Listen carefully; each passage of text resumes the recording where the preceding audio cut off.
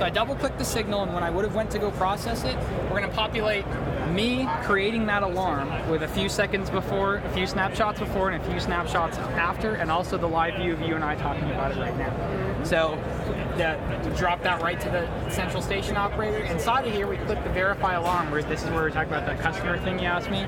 Can we send this to the end user? I'm going to go verify event, request and successful. Both me and Dan are on that contact list.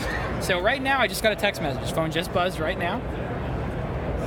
Asked me to verify an event at the Bold Trade Show. It's a regular everyday text message. I didn't need an app or anything like that.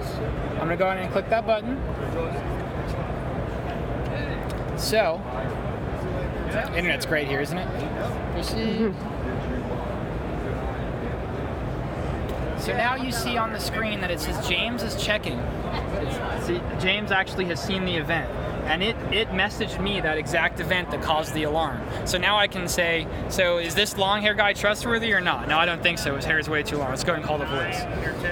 So we hit the call police button, and it's asking me, because there's a privacy version with this, it's saying, hey, do we have access to look at the view on all your cameras for the next hour inside? I said allow, and now you look at the screen, we got a dispatch, came from James. James looked at the video on his phone, he said no, send the cops, we don't know that guy. And you can even throw your playback 30 seconds back a little bit if you need. And after the whole system's over, say, okay, we saw this thing, it was a cat. The cat set this off. And we can do a quick post tour and hop through all the cameras and locations and make sure there's no one else there. I'll hop over there in the corner of the booth, 13 events on this one.